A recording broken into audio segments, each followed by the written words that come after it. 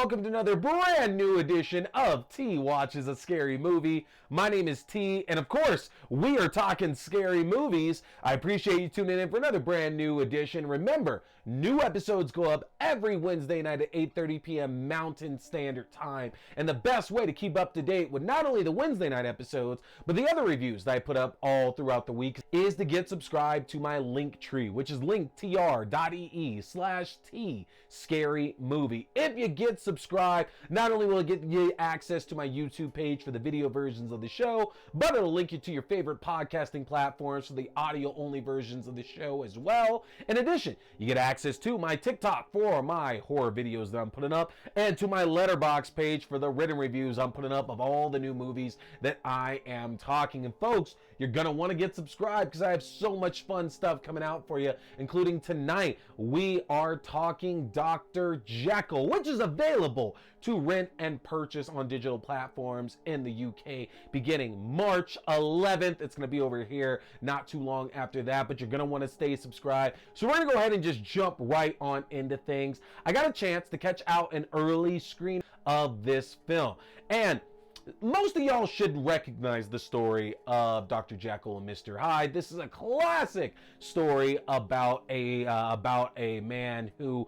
finds a way to basically indulge in his vices that somebody of his stature would not be normally afforded, and comes up with this this potion of sorts that turns him into everything that he's not. It allows him to just push the limits and the boundaries of what's acceptable in society and to play out his most perverse temptations. And ultimately we find out that there might not be as much of a divide between Jekyll and Hyde, as this potion takes less and less to affect the good doctor as the story goes on. Now, this is not something that's new. We've had quite a number of adaptations of Dr. Jekyll over the decades, ever since its debut. I've always been really partial to the League of Extraordinary Gentlemen, just because I love that movie. I really do, y'all. I don't care about the criticisms geared towards it or anything. I just find that film to be absolutely fascinating, that you're putting all these literary characters together in a venture Avengers, if that makes sense at all. And at least in the movie version, you know, Jekyll and Hyde playing this big role as the muscle and honestly the brains of the group, I thought was just fantastic, because we don't really get to jump that much into what really drives this story.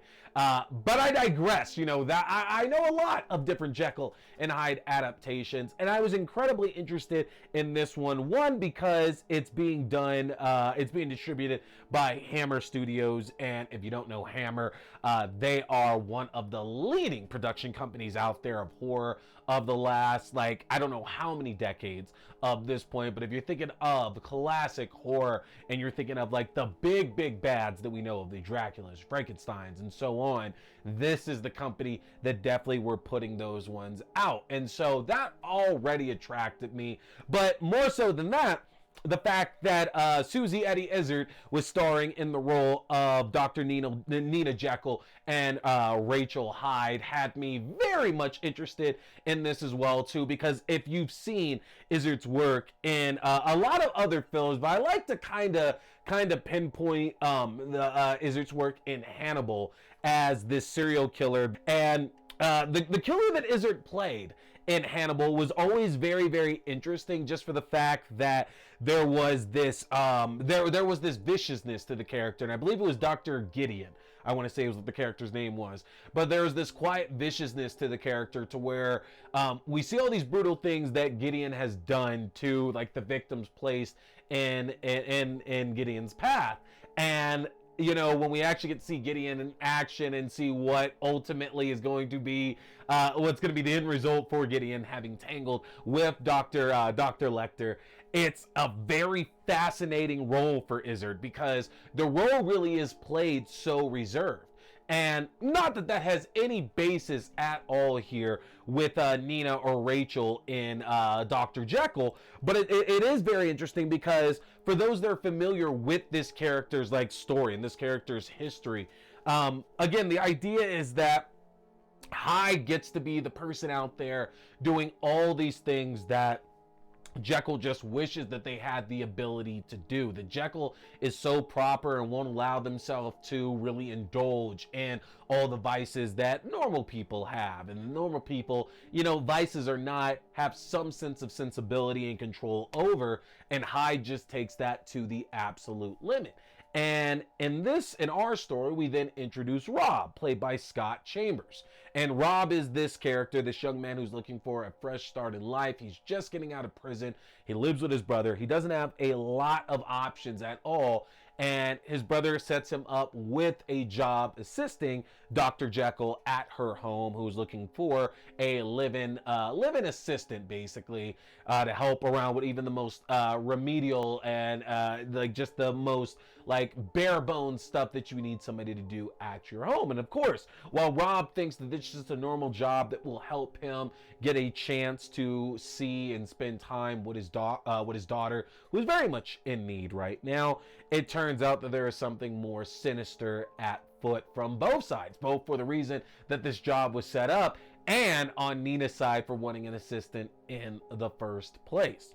And there always has been, I feel in these stories, an idea that Jekyll, as much as they somewhat like this perversion of their own character in Hyde, who gets to be everything that they're not and commit these heinous acts, that there's also just a willingness for it all to be ended at that point, that nobody should have the ability to just like delight and just revel in all these pleasures just freely.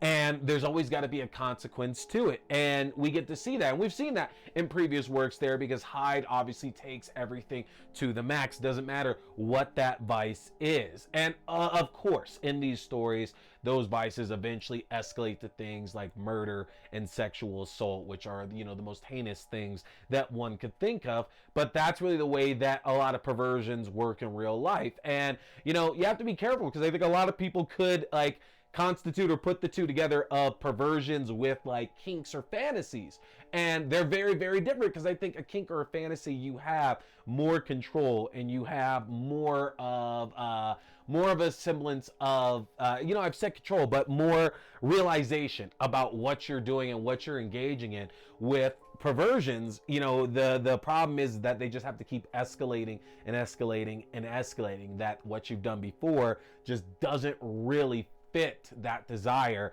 every time that you do it. And we see that a bit here with Izzard's Jekyll and Hyde as well, that, you know, it's set up that from a young age that this is something that has kind of ran in Jekyll's family with her father, Henry, played by Jonathan Hyde, which is really cool. See Jonathan Hyde pop up here in this bit part in this film there. But we see that this is something that's kind of followed along in the family. And it's interesting because the disease, the affliction of Hyde for Jekyll is portrayed differently in a way that I've ever seen it done in most of these films here before, to where, you know, it is an extension of who Jekyll is. That is who Hyde is completely. And that Hyde is just Jekyll turned up to 10. But this film here implies that that might not necessarily be the case, and that while there is a part of Jekyll that's for sure seen in Hyde and all these monstrous acts that Hyde will partake in, that realistically there's something even worse at foot that's plaguing the Jekyll family over the years and years and years of dealing with this madness that has come to them. And Rob, unfortunately, just gets to be the person who is the latest instrument to Hyde to possibly break this madness out upon the world. And it's hard not to feel for Rob in this, because I think Scott Chambers is fantastic in his role as Rob, who, the name alone there, I thought it was kind of funny, because Rob is very much named after Robert Louis Stevenson, who wrote The Strange Case of Dr. Jekyll and Mr. Hyde.